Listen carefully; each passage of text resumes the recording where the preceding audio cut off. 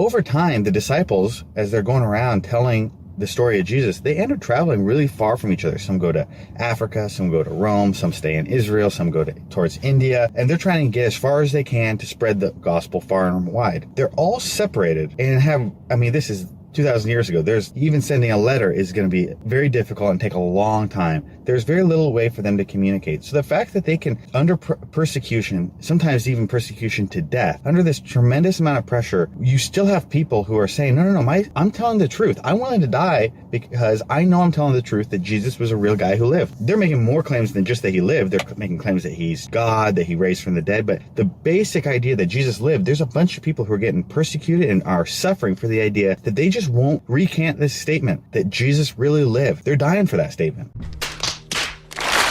No, that is not the statement that they're dying for. And it's quite dubious of you to frame it as though they were dying for that statement. The Christians that were eventually martyred for their beliefs were dying for the belief that Jesus was God and has absolved their sins. That's what it means to be a Christian. Just because you acknowledge that Jesus existed in history or lived at one time does not mean that you're a Christian. So to say that they were dying because they admitted that this guy existed is just misrepresenting what the eventual Christian martyrs were actually dying for. And of course, he comes to his conclusion of, would they die for a lie? Yeah, they would. But it still doesn't matter because they didn't believe that they were lies. Even the apostles that were eventually killed in one way or another, they wouldn't have been dying for a lie even if they were being killed for being a Christian, because they wholly believed in the faith. Just the mere belief that Jesus resurrected and absolved their sins.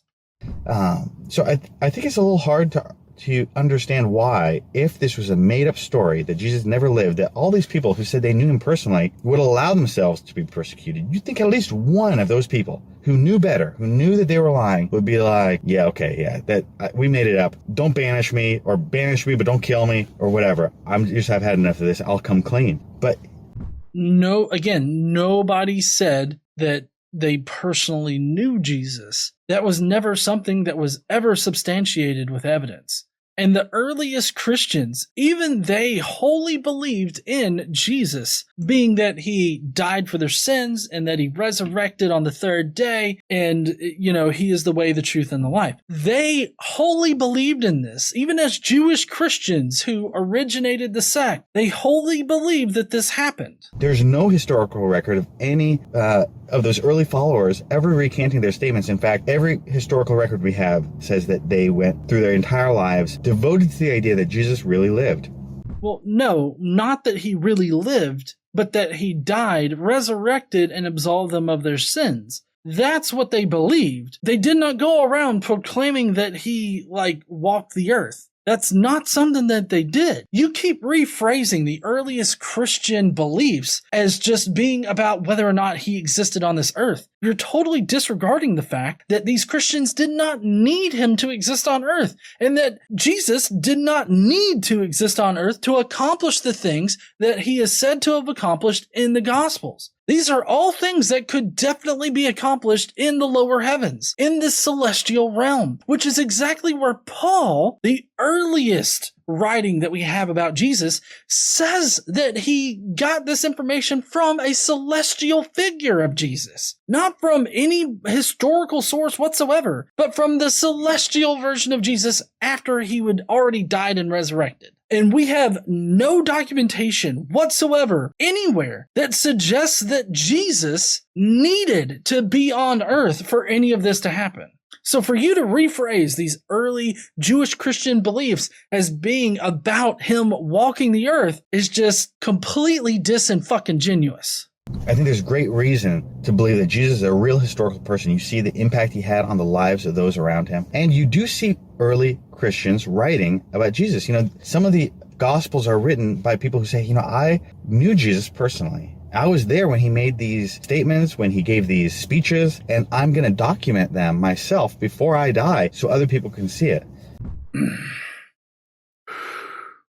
No, they didn't claim that.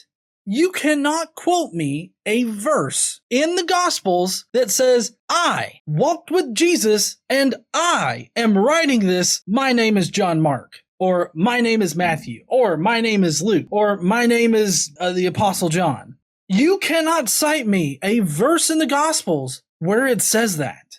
None of the Gospels were written by eyewitnesses. They were written anonymously 40 years after Jesus supposedly died. And even then, you've only got really one Gospel, and that's Mark. And Mark doesn't give two shits about where Jesus came from, his birth story, like what he did when he was 15 years old. That doesn't really matter to Mark, because in Mark, you have the Messiah figure that is prominent in Jewish lore descend upon this human figure of Jesus and inhabit his body, wear it around like a skinwalker, and then once he's dead on the cross, he goes back up into heaven. Well, he first goes, nosedives into hell, and then he goes back up into heaven. You have to understand that the only gospel that we really have that attests to some kind of historical figure of Jesus just very prominently has it as a Messiah spirit that inhabits the body. And everything in that gospel is sourced to Jewish scripture. Absolutely everything. So no,